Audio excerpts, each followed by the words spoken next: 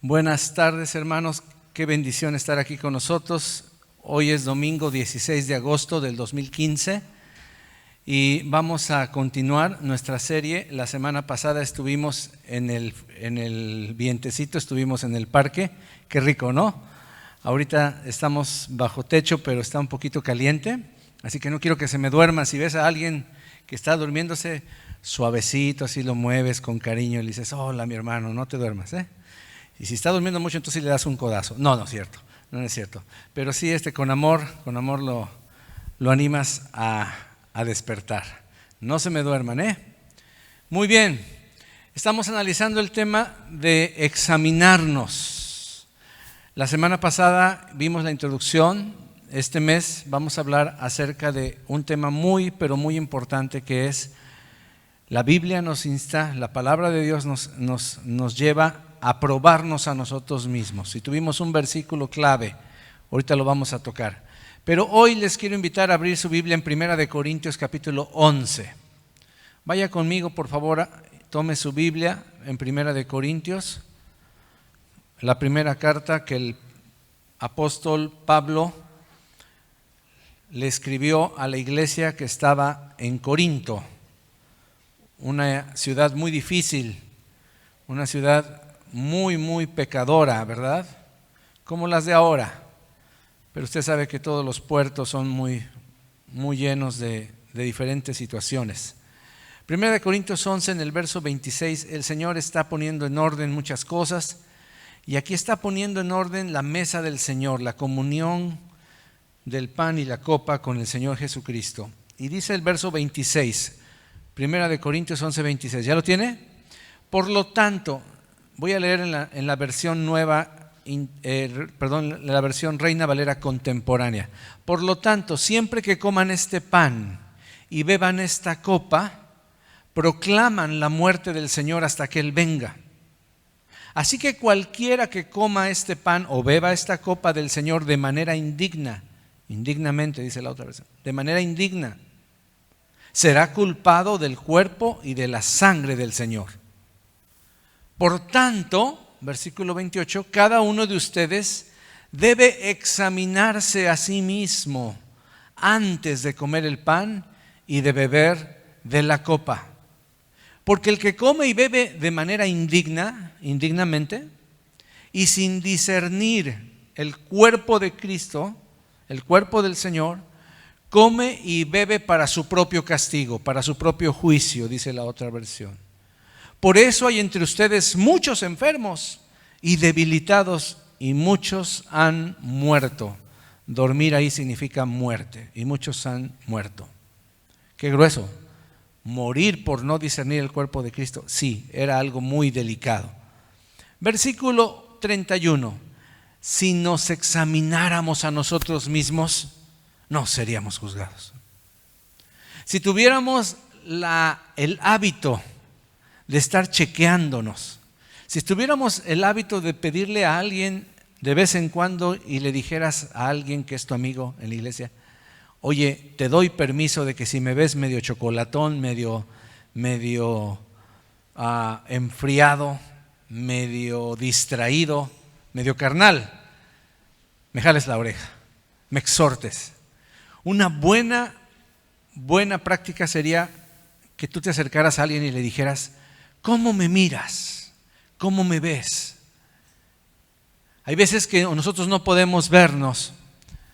Hasta hace rato que me miro en el espejo, salí al baño en un momentito y dije: uy, se me olvidó rasurarme.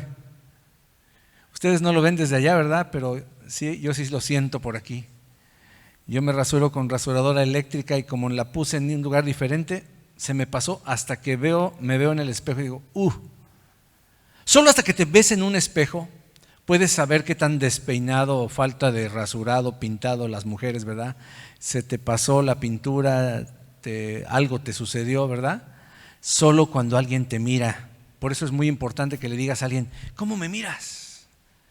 Ve el versículo 31, si nos examináramos a nosotros mismos. Es como híjole, si tuviéramos el hábito de examinarnos, no seríamos juzgados. porque estaríamos viéndonos cómo estamos, pero sí somos juzgados por el Señor. Siendo juzgados por el Señor, somos disciplinados por Él, para que no seamos condenados con el mundo. El Señor, el único propósito del Señor de verte, de corregirte, de corregirme a mí, es para no ser condenado con el mundo. Dios nos disciplina, y esa palabra en este momento significa ajustar, limpiar la mancha, como aquel que le ajustan la corbata, la tiene toda chueca y llega a alguien amorosamente y se la arregla. Qué bonito es ver a una esposa cuando no deja que su esposo quede en ridículo, llega, le abrocha el S, si se le olvidó subirse la bragueta de su pantalón, llega discretamente y le dice: mira, tienes esto, no te estás dando cuenta, pero yo te estoy viendo, arréglate. Es muy importante, y la pregunta de hoy es: ¿por qué nos pide la Escritura que nos examinemos? Aquí 2 veces dice: examínese antes de comer la copa. Hágase un examen, porque si se examinaran no serían juzgados, pero como no se están examinando, hay juicio de Dios. ¿Por qué pide la Escritura que nos examinemos? La respuesta es Jeremías 17:9, no lo busque, pero dice: el corazón es engañoso y perverso más que todas las cosas. ¿Quién puede decir que lo conoce? ¿Quién lo conocerá ese corazón? Hermano, no podemos confiar en nuestro corazón. Tenemos que examinarnos a la luz de la palabra de Dios, porque a nuestros propios ojos, no hombre, estamos re bien. No necesitamos a nadie, estoy bien, todo está perfecto. Cada vez que yo le hablo a alguien: hola, ¿cómo estás?, siempre me da la misma respuesta: bien, bien. Everything is okay. Entonces la pregunta mejor es: ¿cómo está tu corazón? ¿Cómo está tu vida espiritual? Eso ya es una pregunta un poco más directa. Ya no cualquiera dice bien, bien, aunque algunos dirían bien, bien, cuando no está bien. ¿Por qué nos cuesta tanto trabajo decir no está todo bien? Recuerda, el corazón del ser humano es engañoso. Y no solo eso, la Biblia dice que es pervertido, o sea que tiene maldad. No puedes confiar en tu corazón. Por eso nuestro versículo clave ahora sí es 2 de Corintios, no primera, sino 2, 13:5. Vaya conmigo, 2 de Corintios 13:5. Le dejo de tarea que revise el contexto. Ya estuvimos hablando la semana pasada un poquito de este versículo, pero lo volvemos a leer. Este es nuestro verso clave. 2 de Corintios 13:5 dice: examinaos a vosotros mismos si estáis en la fe. Es un autoexamen, para que nadie se sienta juzgado, para que no sienta las personas que es el pastor, el hermano, el líder de tal ministerio el que me está señalando. La Biblia dice: tú solito, examínate a ti mismo si estás en la fe. Probaos a vosotros mismos. ¿O no os conocéis a vosotros mismos? A veces no se conoce uno, ¿verdad? Deberíamos conocernos, pero no. Y lo más importante, ¿no saben que Jesucristo está en ustedes? A menos que estéis reprobados. Si no eres hijo de Dios, si no le has entregado tu vida al Señor verdaderamente, no vas a pasar esta prueba. Te vas a dar cuenta que Jesucristo no vive en ti, por lo tanto no eres del Señor. Pero si tú le has entregado tu vida y has deseado ser una nueva creación, entonces tú vas a comprobar, pero tienes que examinarte. Examínate, dice la palabra, pruébate a ti mismo. En pocas palabras, preséntate frente a la luz. Miren, aquí hay una luz y yo acostumbro predicar más o menos a esta altura donde la luz me toca para que ustedes me miren. Pero hay unas zonas, ¿verdad?, en este auditorio. De por sí nos costó trabajo poner algunas luces. Antes no había esas luces chiquitas, entonces estaba medio penumbra esto hasta que llegamos y le dijimos a los dueños: no, ¿saben qué? Necesitamos luces. Denos chance de cambiar los focos. Estaban ahí los focos, pero fundidos. Ahora tenemos que estar revisando que no se fundan. Ya se fundió uno ahí, nos hace falta ahí. Hay una zona de penumbra ahí.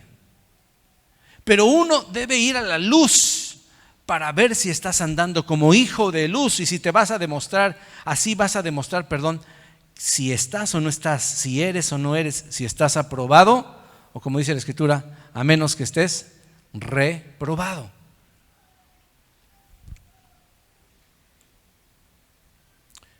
El verbo aprobar aquí es muy importante, hermano.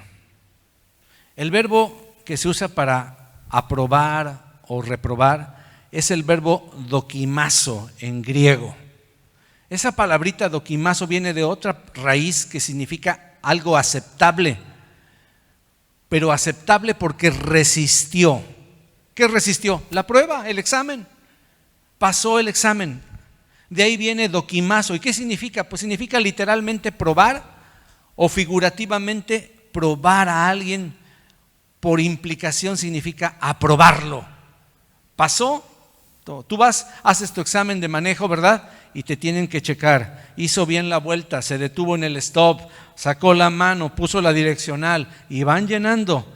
Y determinados puntos te aprueban o te reprueban. Qué vergüenza, yo tuve que pasarlo 2 veces nada más. Porque la primera me sentí tan, yo manejo desde los 15 años, que manejar ahí. Y me fui así, hasta me acuerdo que di la vuelta una vez con una sola mano, así, queriéndome lucir. Y ándale tu lucidota. Me mandaron de regreso a humillarme. Iba yo muy salsa, como decimos en México. Salsa de tomate sería nada más. Hermano, poner a prueba es lo que significa esta palabra. Probar, saber distinguir, someter a prueba. La Biblia dice, somete a prueba tu obra para ver si sales aprobado. Comprobar también, de ahí viene la palabra comprobar. ¿Ya comprobaste que estás en la verdad? ¿Ya te examinaste? Se usa principalmente esta palabra para referirse a los metales. Ustedes saben que los metales tienen que ser purificados. No vienen puros en la naturaleza. El oro no viene así como tú lo miras en tus anillos. Viene contaminado de otros metales, de otras sustancias que no tienen nada que ver con el oro. Tiene que ser metido en el crisol, metido en el fuego y purificado 1 vez, 2 veces. En la antigüedad el oro más puro se purificaba por lo menos 7 veces. ¿Qué sucedía? Servía el oro, se calentaba, la nata de escoria, así se llama, subía y entonces con una pala, con una cosa especial, se sacaba esa nata y se volvía a calentar, y siguiente nata, y se volvía a calentar, hasta que probaban y comprobaban que ese oro era puro. Someter a prueba con la expectación de aprobar. Si quieres la definición, ponla ahí por favor. ¿De qué se trata? Espero que sean ustedes aquellos que tienen un cuaderno, una pluma y pueden escribir. Este verbo significa someter a prueba con la expectación de pasarla, de aprobar. Ahorita que dije de metales, me recordó el Señor. ¿Se acuerdan de Abraham?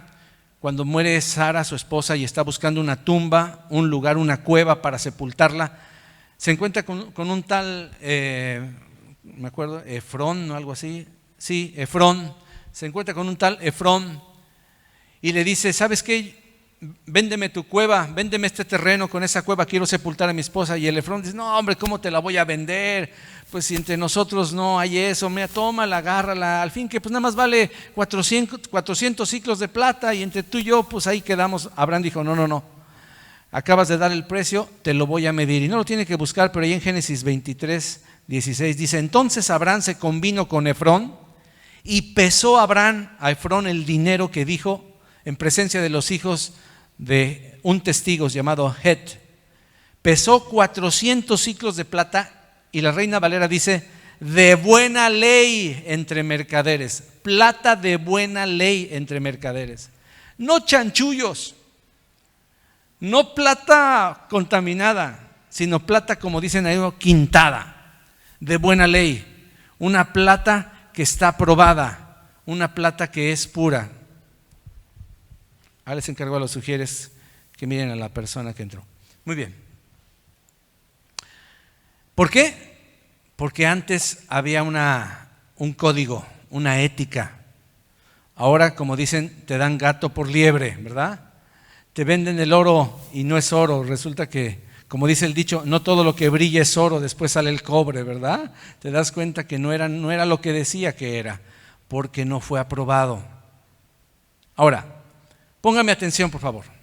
¿Por qué estamos estudiando esto? Porque yo escucho personas en todas partes del mundo, en especial en este país, en especial aquí en Estados Unidos, que dicen que son salvos. Y la gente les pregunta, ¿cómo es que saben que son salvos? La respuesta clásica es esta: pues porque creen. Yo creo. Pero nadie les hace la segunda pregunta: ¿y cómo sabes que has creído? ¿Qué evidencias hay en tu vida de que has creído? Si ahorita terminamos la reunión y enviáramos a cada uno de ustedes a todas partes de esta ciudad, los enviáramos ahí a restaurantes, a bares, a negocios, mañana a las escuelas, etcétera, encontrarías un montón de personas en esta ciudad que creen que ellos creen. No sé si me explico. Piensan que ellos creen. O sea, creen que creen. Y sabemos que eso no es cierto.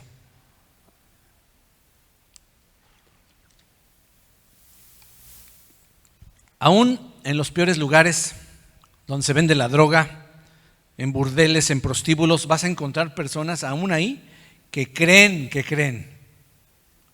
¿Cuántos narcotraficantes van, se persignan y llevan su aportación de lo robado, de lo extorsionado, y son muy religiosos? La verdadera pregunta es: ¿cómo podemos estar seguros de que creemos cuando tantas personas dicen que creen y sabemos que eso no es cierto?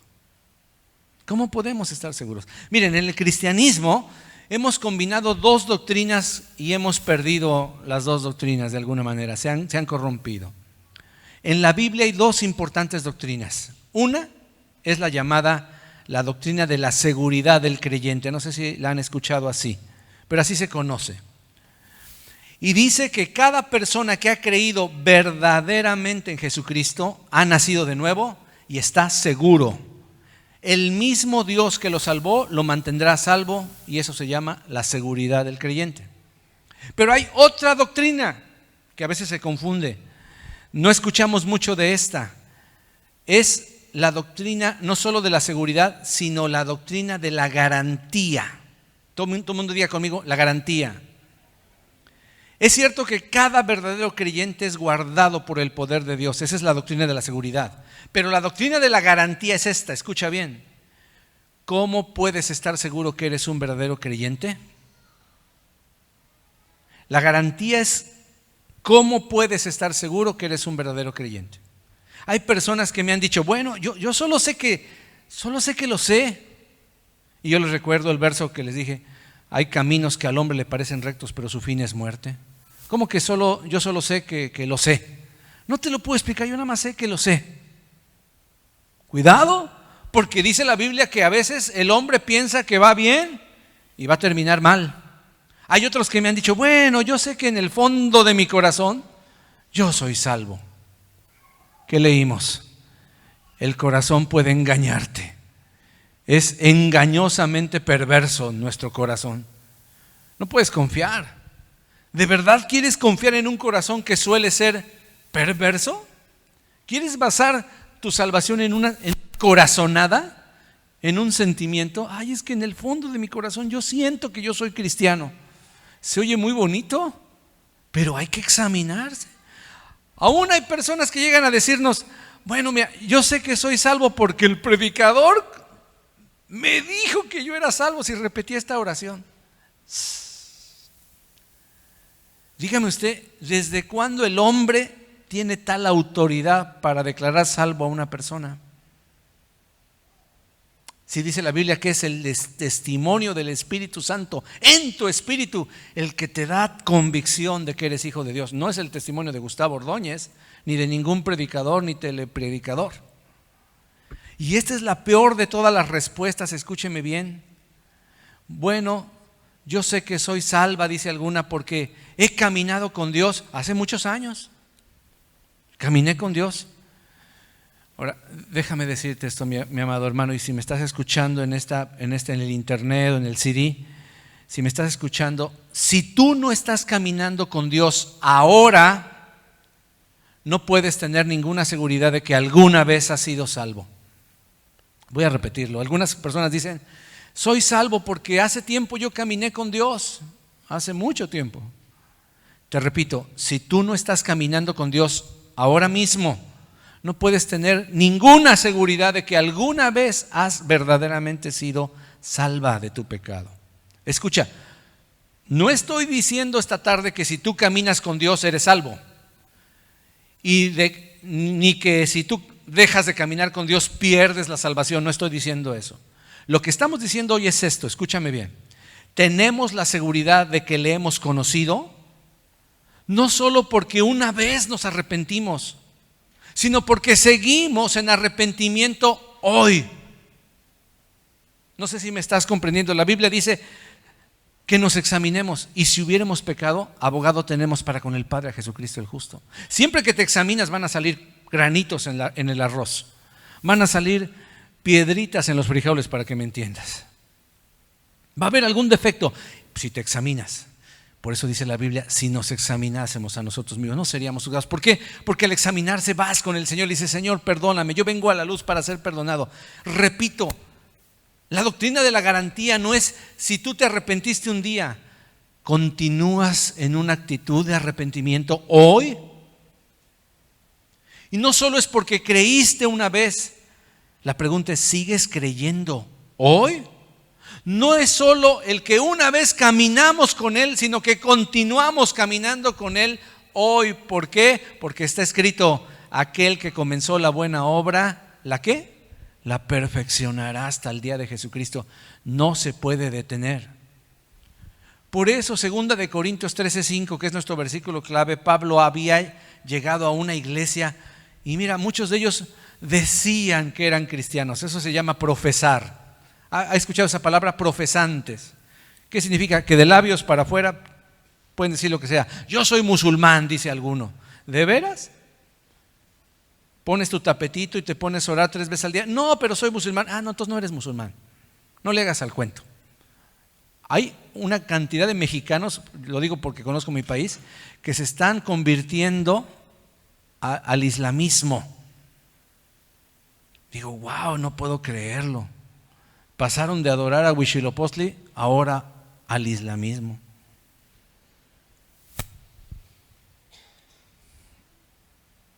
Pablo llegó a una iglesia que profesaban ser cristianos, pero muchos de esos caminaban en carnalidad. Él no les pregunta, escúchame bien, él no llega y les pregunta, déjame preguntarte algo, Corintios.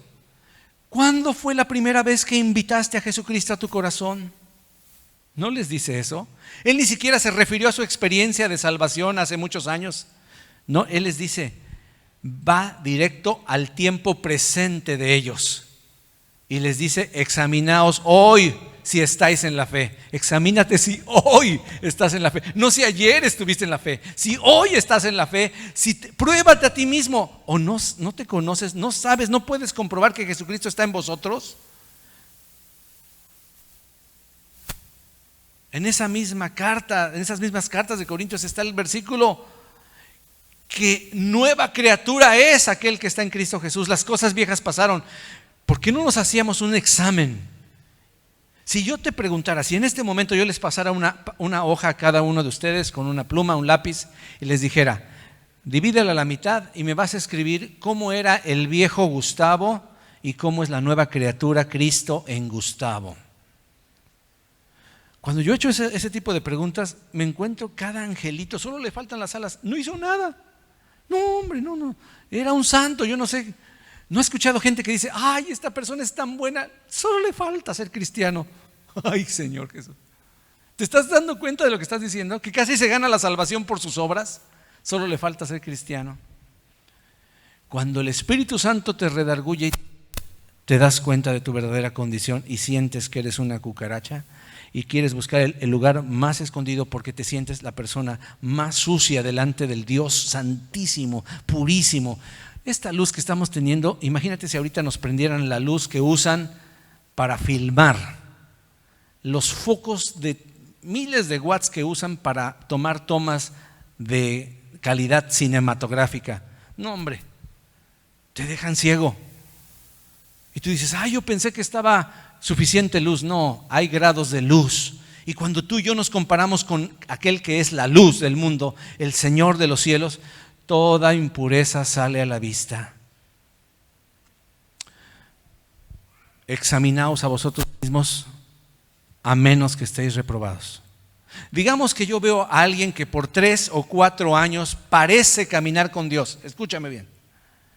que ama a los santos, así se parece, se esfuerza en la oración, lee la palabra, se congrega con otros creyentes y luego comienza a caer paso a paso, gradualmente se empieza a deslizar, comienza a apartarse, comienza a permitir que el mundo y el pecado entren a su vida y otras cosas penetren su corazón y comienza a disfrutar de la compañía de los perversos. ¿Ha visto esos casos? Donde ya la gente que profesaba estar en una iglesia, de repente lo ves conviviendo con 500 personas y dices, no puede ser, pero parece que hasta lo está disfrutando. Yo no voy a él y le digo, a ver, ¿sabes que eres un cristiano y tienes que evitar reincidir? Yo no voy y le digo eso. Yo voy y le digo, mira, tú has hecho la buena profesión, has declarado en medio de muchos testigos que eres un creyente, pero ahora has comenzado a vivir como un incrédulo. Es muy, pero muy probable que nunca hayas conocido a Jesucristo. Es lo que tienes que decirle. Que todo hasta este punto ha sido una obra muy engañosa de la carne, engañándote a ti y a nosotros, haciéndonos creer que tú eras una nueva criatura.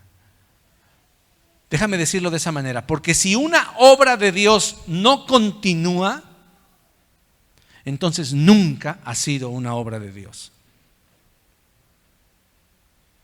Voy a repetirlo, si una obra que tú dices que es de Dios no continúa en tu vida, nunca ha sido una obra de Dios. Fue una obra de la religión, fue una obra de la carne, una costumbre de tus papás, una herencia, hasta ahí, cuando mucho. Solo la obra de Dios continúa porque es una obra de Dios. ¿Están conmigo? ¿Me captaron eso? Entonces, ¿cómo puede haber personas que llevan 3, 4 años separados de Cristo? En bacanales, en orgías, y tú vas y le dices, y tú, es que me he apartado. No es que te has apartado, que tú nunca has sido. Mira, la Biblia pone varios ejemplos, de los más difíciles, de los más fuertes, pues está el de los cerdos. Y vaya que estaba hablando Pablo con gente judía, que usted sabe que abomina a los cerdos. Y él pone el ejemplo que aquellas personas que han regresado al estiércol son como las puercas lavadas, bañaditas, que apenas las sueltas y van otra vez a enlodarse en el estiércol. ¿Por qué? Porque tú puedes lavar, perfumar, decorar y ponerle un moñito a un cerdito, puerco, cochino o marrano, como le digan en tu se me olvidó, chancho, ¿verdad? Chancho o chucho, le dicen en algunos lados, ¿verdad? ¿Quién sabe qué? Ya estoy inventando, pero tiene un chorro de nombres ese puerquito, ¿verdad? Usted va con un puerquito, marrano, cerdo, cochino, lo baña, lo deja limpiecito, lo perfuma, le pone su collar, le pone eso lo tiene, pero intachable, casi lo puede besar, y usted lo suelta y el puerquito ve un arroyo de lodo o una bolsa de basura. Usted lo puede alimentar con la mejor comida que usted se puede imaginar, le puede alimentar y le va a costar al puerquito, ¿verdad?, acostumbrarse a una buena comida, pero cuando ese puerquito huela basura, va a correr y va a meter su hocico en la peor basura que si tú como ser humano abres el bote. Miren, nos pasa a nosotros. Usted tiene sus botes de basura en su casa, ¿verdad? Aquí en Estados Unidos metemos todo en una botezote de basura. ¿Cómo huele el botecito cada vez que lo abres? Si es que no lo has lavado mucho últimamente, ¿verdad? No quieres ni abrirlo, ¿verdad? Te tapas la nariz y abres y ya echas la basura y le cierras rápido. Porque huele horrible. ¿Por qué? ¿Por qué no te deleitas? ¿Por qué no dices, ay, qué rico, qué rica basura? Ay, se me antoja. Y estiras la mano y pruebas un rato. No, ¿verdad? ¿Por qué? Porque eres un ser humano. Y los seres humanos no estamos impuestos a comer basura, pero los cerditos sí. Y otros animales de rapiña omnívoros que comen hasta lo que no te imaginas. Si una obra de Dios no continúa, es que nunca fue una obra de Dios. Porque Dios a esos cerditos no solamente los lava, no solamente los perfuma, los transforma y ya no tienen la naturaleza de cerdo. Otra ilustración horrible, pero pues está en la Biblia, es la del perro que vuelve a su vómito. Todavía no sabemos por qué algunos animales como el perrito, tienen la pésima y horrible costumbre de volver a comerse lo que devolvieron. Es algo que da asco, pero es un instinto que ellos tienen. Y así utiliza la palabra del Señor a aquellos que nunca han nacido de nuevo. Es una de las pruebas. ¿Por qué te estoy compartiendo eso? Porque es importante que nos examinemos. La vez pasada vimos una primera prueba que es acerca del desánimo, ¿verdad? Cómo examinarnos, cómo está nuestro ánimo. Ahorita vamos a entrar un poquito en eso. Pero déjame contarte el testimonio de un pastor. Acabo de recibir una llamada de otro pastor que tenía muchos años de no llamarme. No sé cómo se derivó la plática, que me contó el testimonio de un pastor en San José que tiene 75 años o más de edad. Está muy grave de su corazón, tiene 40% de su corazón muerto y va a fallecer. Él abría su corazón con este otro pastor un poquito más joven que él y le compartía que las personas que estaban con más tiempo en la congregación, las de años, él esperaba discipularlas y prepararlas para que cuando él muriera ellos fueran los líderes de la iglesia y siguiera la obra adelante. Bueno, aunque usted no lo crea, escúcheme bien, son 3 familias. Una de ellas se fue con los testigos de Jehová, que usted sabe, la mayoría son testigos sin Jehová, porque el que no tiene al Hijo no tiene al Padre. 2, la segunda familia se fue con los mormones, fabricantes de dioses. Increíblemente la tercera familia se regresó y se rebautizó en el catolicismo romano, después de años y años y años de estar en una congregación. Este pastor, me dice este hermano, brother, no sabes lo que es oír a un pastor llorar y desgarrarse y decir: todo mi ministerio no ha servido para nada, estos años de ministerio no han servido para nada. Y tuvo que consolarlo. Claro, cuando uno está deprimido uno exagera, ¿verdad? Esto no ha servido para nada. Pero todos los que están en el ministerio saben lo que se siente. Yo he sentido lo que se siente cuando de repente dices: ay, le dimos tantos años a fulano y mira cómo está. ¿Por qué? Porque yo no sabía lo que la palabra me está diciendo. Porque yo nunca les prediqué quizá que se examinaran, o me dio miedo llegar con alguien y decirle: ¿sabes qué, fulanita de tal? Me duele mucho decirte, pero tú no estás en Cristo. Ay, es que si le digo eso, la voy a echar fuera. Los pastores no están para desanimar, hermanos, están para animarnos y decirnos que somos campeones, que tú puedes, que todo está en ti. Eso se llama psicología barata. Eso déjaselo a las reuniones de piramidales, a las reuniones de Amway y muchos otros grupos que te están remotivando y motivando que tú eres un supercampeón vendedor. En la iglesia no es eso. En la iglesia el único campeón es Jesucristo, y si Jesucristo vive en ti, entonces tú eres más que vencedor. Así sí, tú eres más que vencedor. A mí me gusta animar, pero con la palabra. Hay gente que no necesita que le animes, necesita que le corrijas. Necesita que le digas: viejo, vieja, amor, precioso, usted no ha nacido de nuevo y yo quiero verlo en la eternidad, pero si usted se muere mañana, nunca lo volveré a ver. ¡Oh! Ay, pastor, yo no me atrevería a hacer eso. Pues estás fallándole a Cristo Jesús y le estás fallando a tu ser querido, porque no le estás diciendo la verdad. Tú que vives con Él, tú sabes cómo se comporta las 24 horas, hacia dónde se dirigen sus pensamientos, cuáles son sus actividades, cuáles son sus respuestas, cómo son sus ojos, cómo es su actitud. Tú más que nadie le puedes decir a alguien: tengo la autoridad para decirte que los frutos que tú estás, si tú dices que eres creyente, estás viviendo como un incrédulo. Pastor, eso terminaría en guerra campal. No creo. Si tú eres una persona que no juzga, sino que le dices: mira, vamos a leer la palabra. No me creas a mí, vamos a leer la palabra. Mira lo que dice aquí y mira lo que estás haciendo. A mí me dolió tanto escuchar. Nunca había escuchado algo así, hermano. Que personas de años en una iglesia, yo pensé que me decían: se fueron al mundo, se fueron a su casa. No, se fueron a una doctrina de error completamente contrario a lo que otro, precisamente el líder de alabanza de esta congregación, se fue y empezó un casa de oración con Chuy Olivares. Y el pobre Chuy ahí va a ayudar a este hermano, ¿verdad? Sin saber que el hermano no cree ni en la Trinidad. se bautizan en el nombre de Jesús equivocadamente y no han estudiado nada de eso. Y yo digo, wow, no puede ser. Y ya están tratando de ayudarle. Pero es que como fingimos bien, ¿qué va a suceder? Yo conozco a Casa de Oración, le van a hacer su primer examen. Y cuando empiecen a hacerle las preguntas doctrinales, va a salir lo que ellos verdaderamente piensan y creen. Y entonces van a decir, oye, espérame tantito. Esta no va con la doctrina que nosotros creemos. Ahora, yo no estoy diciendo si uno está bien o otro está mal, eso no es el punto de esta predicación. Estoy viendo que a veces creemos que alguien está con nosotros cuando es completamente contrario a lo que tú piensas, lo que tú crees. La próxima semana vamos a hablar de las pruebas de ADN espiritual. ¿Se acuerdan? La semana pasada hablé un poquito nada más, que son así como se comprueba fácilmente, y no tan fácil, ¿verdad?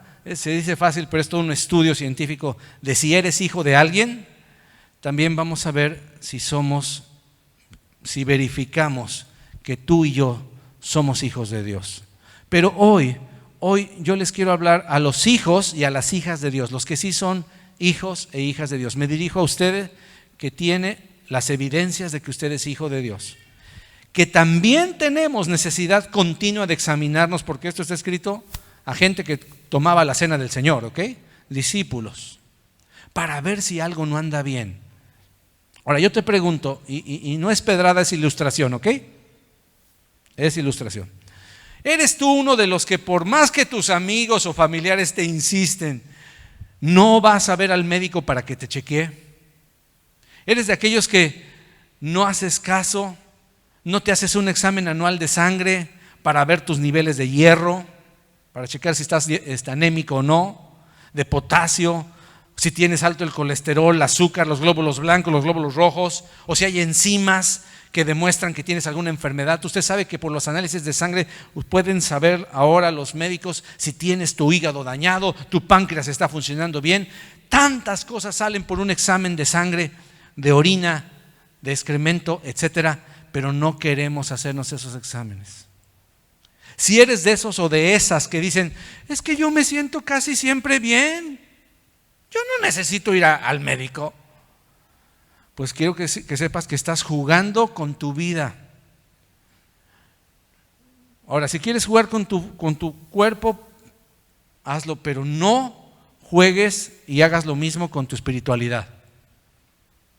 No hagas lo mismo, pruébate, porque si no vas a estar jugando o con tu salvación o con tus galardones que Dios te quiere dar, porque hay galardones, hay un tribunal de Cristo donde va a ser premiada, aprobada toda obra que nosotros hayamos hecho, y veremos si permanece o no permanece. Y uno dirá, yo con ser salvo me conformo. Eso dices ahorita. El día que estés en la presencia de Dios y veas lo que Dios no nos ha revelado, que son los galardones, los premios que van a recibir los cristianos que pagaron un precio, los cristianos que se esforzaron, simplemente los cristianos que obedecieron, y los que solamente se conformaron con irla llevando, con ir creyendo nada más. Ahora, yo tengo mucho cuidado con eso, porque cuando revisas las evidencias, no puede haber cristianos que se queden enanos. No existe una planta saludable que no crezca. Un perrito, una persona. Cuando una persona no está creciendo es porque está enferma, hay un síndrome o hay un problema muy grave. Dios no da a luz ningún síndrome Down espiritual. Todos los hijos de Dios tienen el potencial de crecer. ¿Cuántos dicen amén por eso? Amén. Bueno, vamos a 2 de Corintios 5:14. Acompáñenme a la palabra.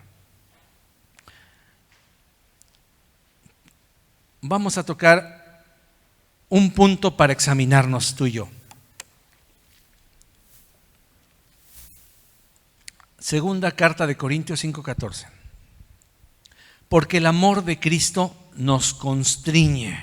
Eso significa, nos apachurra el corazón pensando esto: que si uno murió por todos, luego todos murieron.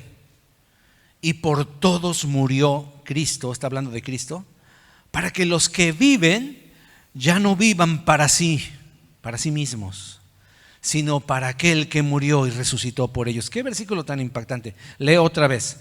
Porque el amor de Cristo nos constriñe, nos impulsa, nos obliga, pensando esto: que si uno murió por todos Cristo, luego todos murieron y por todos murió, para que los que viven los que ya tienen la vida de Cristo, ya no vivan para sí, sino para aquel que murió, resucitó por ellos. Versículo 16, de manera que nosotros de aquí en adelante a nadie conocemos según la carne, según las apariencias físicas.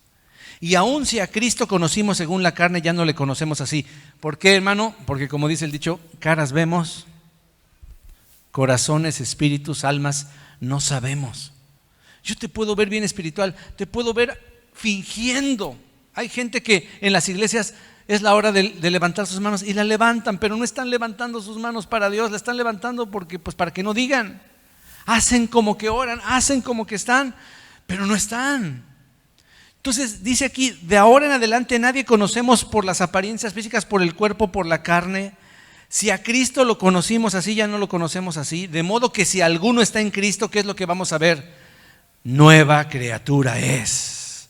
De modo que si alguno está en Cristo Jesús, nueva criatura es. Las cosas viejas pasaron. He aquí todas, no algunas, no unas cuantas, no de vez en cuando. Todas son hechas nuevas. Te repito, si hiciéramos un inventario, ¿qué cosas son nuevas en tu vida? ¿Tendrías que escribir? ¿Podrías con toda seguridad, orgullo y gratitud delante de Dios decir, sí, el Señor cambió esto, sí, el Señor me liberó de esto, sí, ya no soy como era antes, soy una nueva criatura, he descubierto que Cristo vive en mí? Ahora, versículo 18, y todo esto proviene de Dios, no es un mérito de ninguno de nosotros. Ninguno de nosotros puede levantarse el cuello y decir, ay, miren cómo me he cambiado a mí mismo. No, ni siquiera cómo me ha cambiado Cristo. No, es la gloria toda es para Cristo. Todo proviene de Dios, quien nos reconcilió consigo mismo por Cristo. Y dice el final, y nos dio el ministerio, la tarea, la obra de la reconciliación. Déjame detenerme ahí. Todo esto de la nueva creación, que es un milagro espiritual, viene de Dios. Dios nos reconcilió consigo mismo por Cristo.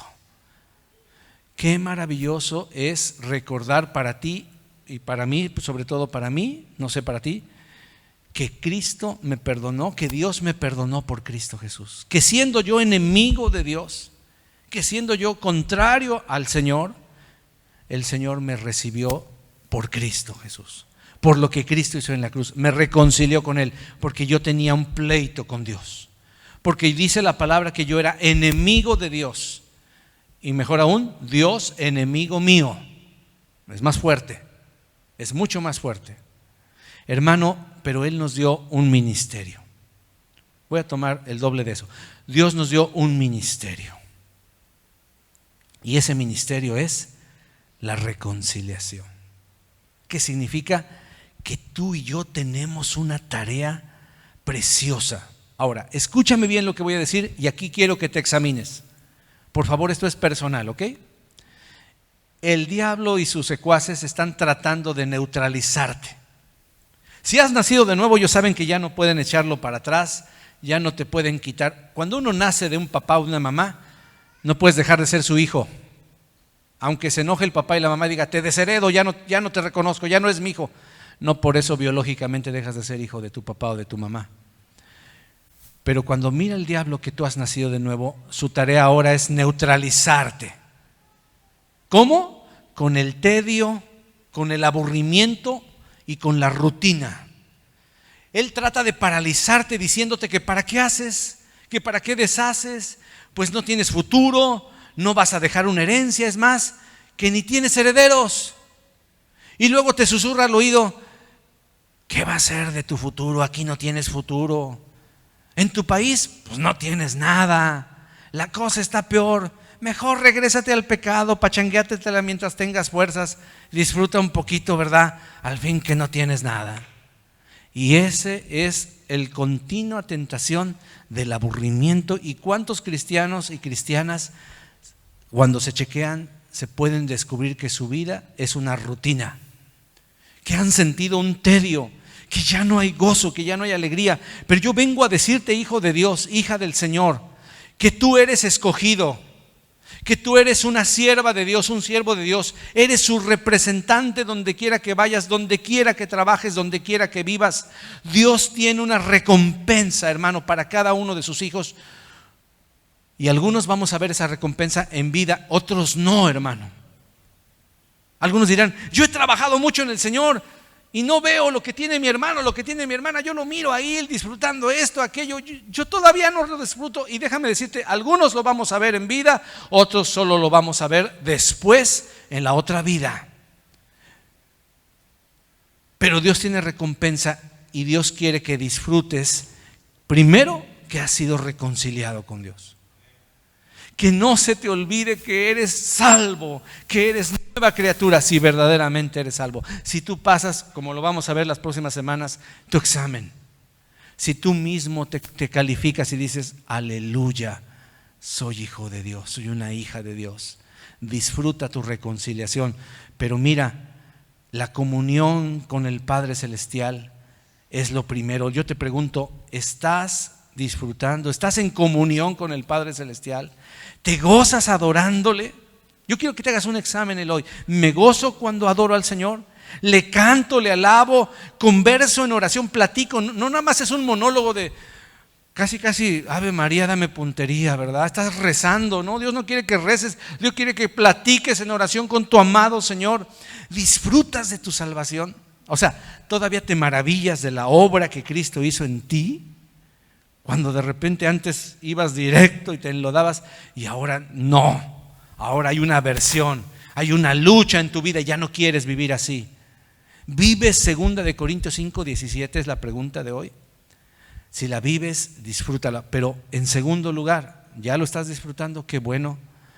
Pero tienes el peligro de caer en una rutina, en una pasividad, de sentirte aburrido. ¿Por qué? Porque has dejado de hacer tu ministerio.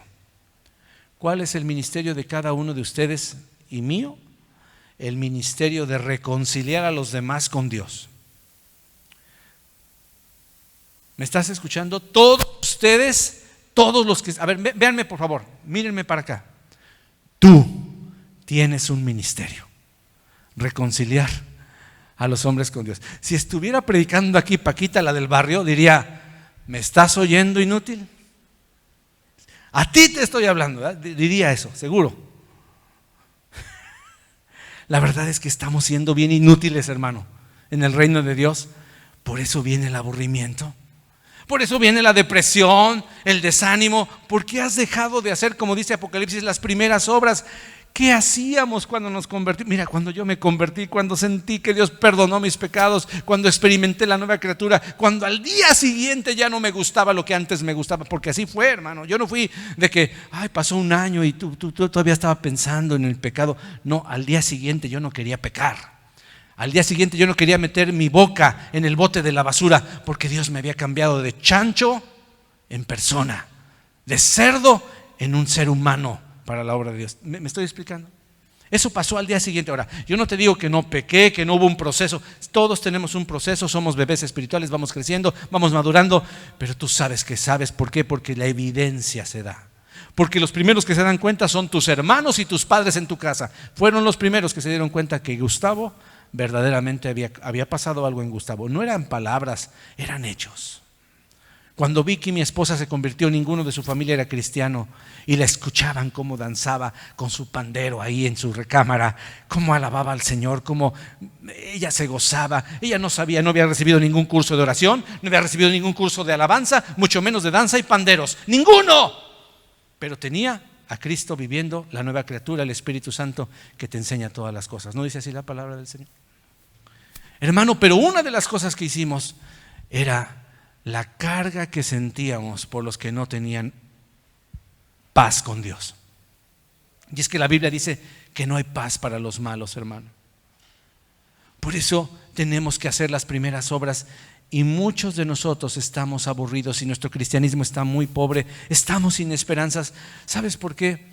No tanto porque realmente no haya un futuro para tu vida, sino porque no estamos ejerciendo nuestro ministerio. Por eso hoy te quiero desafiar, te quiero pedir, te quiero rogar como ruega el apóstol Pablo, os rogamos, reconcíliate con Dios. Yo te ruego de otra manera, ve y prepárate en este curso, en este seminario de los martes. Porque tenemos que aprender cómo llegar y reconciliar a las personas con Dios. Ese es nuestro ministerio, mi hermano. Mira, sigue leyendo verso 19, 2 Corintios 5, 19. Este es el mensaje, escúchalo bien. Si no sabes qué decir, aquí está. Que Dios estaba en Cristo reconciliando consigo al mundo, no tomándoles en cuenta a los hombres sus pecados, y nos encargó a nosotros. Ay, hermano, ¿ves lo que dice? ¿A quién les encargó? ¿A los ángeles? ¿A los querubines? ¿A los arcángeles? No, nos encargó a nosotros. ¿Quiénes somos nosotros? Débiles criaturas, pero Él nos santificó, nos preparó, nos encargó a nosotros la palabra de la reconciliación. Esta es la palabra de la reconciliación. ¿Qué voy a decir, hermano? Vas a decir que Dios estaba en Cristo reconciliando consigo al mundo, no tomándole en cuenta sus pecados, que hay perdón de pecados. Mira lo que dice el verso 20. Así que somos embajadores en nombre de Cristo. ¿Qué es un embajador? Hermano, es un representante legal de un país en un país extranjero. Nosotros somos representantes del reino de los cielos en este reino que se está convirtiendo en el reino de Dios, pero que todavía no ha bajado todavía el reino de Dios, que tenemos que seguir orando, venga tu reino y hágase tu voluntad. Queremos el reino de Dios en esta tierra, por eso venimos como embajadores en nombre de Cristo. Y mira lo que dice, como si Dios rogase por medio de nosotros. Hermano, tú eres el corazón, la boca de Dios. Si es necesario, tienes que rogarle a las personas, reconcíliate con Dios. Ahora, escúchame, no me malentiendas. No se trata de ay, acepta a Cristo, mira, está a la puerta de tu corazón tocando, hace mucho frío, hace mucho calor, y mételo al aire acondicionado, ¿verdad? Mételo, está lloviendo y está tocando, no seas gacho. Ábrelo y la gente dice, ay, sí, pobre Jesús, le voy a dar una oportunidad. Invita a Jesús a entrar en tu corazón, dice la gente. Por Dios, Él es el Señor, no necesita ninguna invitación. Lo que necesitas es rendirte a su señorío. Pero rogar que te reconcilies con Dios es algo muy importante. Llegar al punto de decirle, me duele tu vida, tú no vas al cielo. Acaba de morir un familiar de mi esposa. No llegó, a 60 años llegó, todavía está joven. Yo tengo 54, me siento bastante joven. Me siento. Él llegó a 60. ¿Por qué se murió? Se murió por tanto cigarro y tanto alcohol. Escogió casarse con una mujer que practicaba la consulta a los muertos, se me fue, espiritismo. Siendo una persona que tenía unos principios diferentes, se metió con un espiritista y su vida empezó a girar. Y él, que nunca fumaba, el que nunca tomaba, se metió y ahora estaba maldiciendo y no quería. Fueron mi suegra a testificar, fue mi cuñado a testificarle, y endurecía su corazón porque decía, todo el dinero que agarré ya no lo voy a disfrutar. Trabajé toda mi vida para tener solvencia económica y ahora que tengo mucho dinero me voy a morir. Y les decían, por eso la Biblia dice, hoy vienen a pedir tu alma y lo que juntaste, ¿de quién será? Pero ese hombre, a pesar de su condición, seguía endurecido. Y discúlpame, pero él nunca dobló sus manos delante de Dios. Y ahora ponen en el Facebook y en el internet, ay, fulanito de tal, nos vemos en un rato, y ponen las nubes, el cielo así bien bonito, tratando de consolar no sé a quién, porque ese ya no te oye. Consolándose a sí mismo de que, ay, nos vemos en el cielo. ¿Sí? No me digas. ¿No te da tristeza que la gente cree que va al cielo cuando va a un lugar mucho más calientito que el cielo? Cuando va toda una eternidad separado de Dios. Te voy a poner un ejemplo de cómo evangelizar y con esto nos retiramos, ya no voy a seguir. Yo me paré, escúcheme, esta mañana me levanté soñando que te decía yo esto. Por eso te lo voy a decir con toda seguridad. Yo soñaba que yo estaba aquí y te decía, miren, si usted no sabe cómo hablarle a la gente, solamente tienes que decirle algo así como esto. Fulano de tal, estoy preocupado por ti. Ah, caray, ¿por qué, brother? ¿Por qué, cuate? ¿Por qué, primo? Dicen, ¿por qué, mi socio? Porque tú estás en enemistad con Dios. Dios es tu enemigo. Ah, chirriones, sino que Dios es amor. Discúlpame, ¿sabes qué? Tus pecados han hecho separación entre tú y Dios.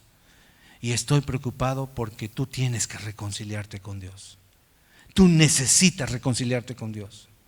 Seguramente vas a decir, yo nunca lo había visto, yo pensé que Dios era amor y que era mi cuate. No, discúlpame, fíjate que Dios sí es amor, pero no eres su amigo. Es el Padre Celestial, pero tú no eres su hijo, tú no eres su hija. Arrepiéntete, reconcíliate con Dios. Te ruego que te reconcilies con Dios. ¿Qué significa eso? Te va a preguntar. Mira, lo que significa es que Dios ha reconciliado consigo mismo al mundo a través de Cristo, no tomándole en cuenta sus pecados. ¿No te gustaría que alguien borrara todo el expediente de todos tus errores y pecados, todas las regadas y los pecados que has cometido durante toda tu vida, que están en tu conciencia, que llegara Dios y dijera, borrón y cuenta nueva, delete? ¿Te gustaría que aplicara a Dios? Pues sí, Él lo hizo en Cristo Jesús, porque Cristo pagó el precio por tus pecados. Yo, como embajador de Cristo, te ruego, por favor, reconcíliate con Dios. Tú necesitas reconciliarte con Dios. Amén. Punto. ¿Se necesita algo más? No. Tú eres un ministro de reconciliación. Pero lo primero que tienes que creer es lo que ya hemos aprendido, que ahí en ese lugar aburrido de trabajo, tú eres el pastor, tú eres la pastora. En ese expendio de arreglos florales, de arreglos para fiestas, Berta, tú eres la pastora. Todas las personas que entren, que negocien en eso, son tus potenciales hijos espirituales, hijas espirituales. Enrique, por ejemplo, tú eres el pastor de ese comedor, de ese restaurante. Ahí en la cocina, tú eres el pastor. Ahí esa es tu iglesia, esa es tus felices, ese es tu lugar de adoración, porque hemos aprendido que nuestro trabajo es adoración. Donde estamos es mi lugar donde yo voy a decirle a las personas, reconcíliate con Dios. Así tan sencillo como decir, ¿sabías que tú eres enemigo de Dios? Ay, ¿y ahora qué te pasa? ¿Qué comiste? No, en serio, tú eres enemigo de Dios. Estás en enemistad con Dios. ¿Cuántas personas nunca han escuchado esto que estoy diciendo? Nunca. Nadie se ha atrevido a decirles, reconcilia. Si necesitas reconciliarte con Dios, ¿es por qué? Porque hay una relación rota. Hay algo que quedó mal. Hay heridas en el corazón de Dios que no se han sanado porque tú estás ofendiéndolo cada día. Y así no se pueden hacer amigos. El que quiera ser amigo tiene que mostrarse amigo. ¿Cuánta gente quisiera ser amiga de Dios, pero no sabe que tiene que reconciliarse a través de Cristo Jesús? Vamos a ponernos de pie, por favor, mis hermanos. Si tu vida ha sentido un tedio, si mi vida ha sentido un aburrimiento, si ya no te llena nada, si han pasado por tu mente pensamientos de que qué le vas a dar a tus hijos, qué va a ser de tu futuro, si va a haber reforma migratoria, si no va a haber, si te regresas a Ecuador, si no te regresas a El Salvador, si esto, si aquello, si sigues enviando para construir tu casa o le paras ahí, y de repente el diablo te envuelve con un chorro de chorizos de este mundo, ¿verdad? Y quiero que sepas que no fuimos rescatados ni para una casa ni para dejar una herencia material, sino fuimos rescatados para hacer bendición y para llevar muchas almas a los pies de Cristo. Y cuando tú te enfocas primeramente en su reino y su justicia, ¿qué dice la Biblia, por favor? ¿Alguien sabe alguien ha leído la Biblia? ¿Qué dice? Buscad primeramente el reino de Dios y su justicia. ¿Y qué más? ¿La pensión de tu vejez? ¿Sí o no? Yo ni seguro social tengo, hermano. Va a ser añadida. Y no vas a mendigar el pan. Y no vas a estar arrojado en un asilo ahí, o peor aún, en un lugar donde te arrimen. No, jamás. Porque no hay justo desamparado ni su simiente que mendigue pan. Pero ¿qué necesitamos, Dios mío? buscar primeramente el reino de Dios y salir del tedio, salir del aburrimiento. Desde hoy, desde mañana, cuando vayas a tu lugar de trabajo, tú vas a ir pensando: yo soy un ministro en este lugar. Yo estoy cocinando para el rey, trabajando para el rey, limpiando para el rey, organizando para el rey, siendo administradora de esa escuela. Esa escuela es tu escuela, Jimena. Tú eres la pastora de Instituto, ¿qué? ¿Cómo se llama? Independence High School. Tú eres una ministra de Dios, Independence High School.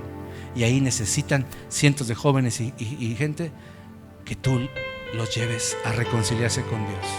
Y así, si estás en la Universidad de Santa Cruz o en cualquier otra universidad, dime cualquier lugar donde tú te desenvuelves. Si tú y yo nos creemos que ahí en esa colonia, en esa casa, en ese lugar, en ese hospital que tú limpias, tú eres el ministro, el pastor de ese lugar, tu vida no va a volver a tener tedio. Examínate, ¿cómo te has sentido? ¿Te has desanimado? ¿Te has desmotivado? ¿No será que lo que nos hace falta es volver al ministerio de la reconciliación? Porque no me vas a dejar mentir que cuando tú le compartes a alguien de Cristo y miras cómo Dios obra en su corazón, no hay gozo más maravilloso que ese. Ni la fiesta de tu cumpleaños se puede comparar a eso. Ver nacer a una nueva criatura, ver salvar a un joven, a un adolescente de sus pecados. ¿Cuántos levantan sus manos a Dios? Señor, heme aquí, Padre. Espíritu Santo, purifícame, renuévame, restáurame, porque yo necesito, Señor, necesito, Espíritu Santo, que tú me uses. Y yo me examino, Señor, viendo mi caminar, y reconozco, Señor, puedes decirle que quizás, Señor, mi pasión por compartir se ha distraído. Ya no tengo fe de que las almas se conviertan. Ya me cuesta trabajo pensar que fulana o sutana va a rendir su corazón al Señor.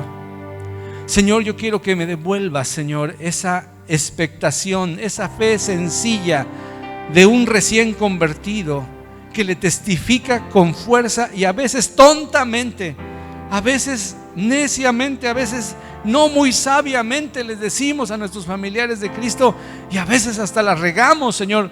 Pero eso no nos detiene y seguimos hablando y seguimos testificando, porque lo que encontramos queremos que todos lo tengan. Oh Señor, no queremos que se enfríe ese corazón.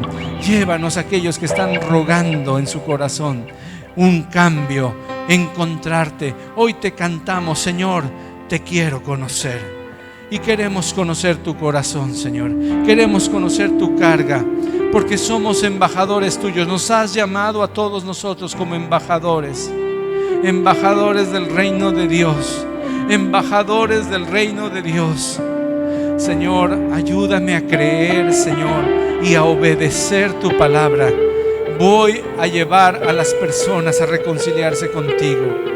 Tú me vas a dar la oportunidad de decirle a ese compañero de trabajo que él necesita tener paz con Dios, que hay una paz que le espera cuando él se reconcilie por Cristo Jesús con el Padre Celestial. Oh Señor, te ruego que este curso sea muy concurrido, Señor, como lo está haciendo. Muchas no cupimos en el lugar donde queríamos hacerlo. Tenemos que ir a un lugar más grande, porque hay hambre, Señor, porque ya tu pueblo está cansado de no hacer nada. Señor, ayúdanos, por favor. Queremos ser usados ahí, Señor, en esa cama de hospital, Señor. Hay veces que nos tienes que permitir una enfermedad o algo natural como un parto, Señor, para que la compañera de cuarto conozca a Cristo Jesús, para que la enfermera escuche que hay un Dios salvador, para que aquel que está compartiendo el lecho de dolor con nosotros, porque de otra manera no hubiéramos ido al hospital a testificar, Señor, de otra manera no lo hubiéramos hecho. Señor, yo te agradezco todas las pruebas por las que hemos pasado, Señor. Y si hoy el enemigo trata de neutralizarnos, yo le digo: aléjate. No puedes neutralizar a un verdadero hijo de Dios. Te reprendo, te resisto, te reprimo, te aviento, te saco de la jugada. No tienes parte ni suerte en mi vida. No tienes parte ni suerte en mi casa, en mi destino, Este trabajo que Dios me dio es bendecido y yo lo bendigo, y ahí yo voy a ser un ministro de luz, un ministro del Evangelio, un embajador de Cristo Jesús. Gracias te doy, Señor. Padre, necesitamos que la gente se califique y dejen de ser cristianos nominales para ser verdaderos hijos de Dios. Si tú has nacido de nuevo, dale gloria a Dios. Dile: te amo, Señor. Dile: bendito seas.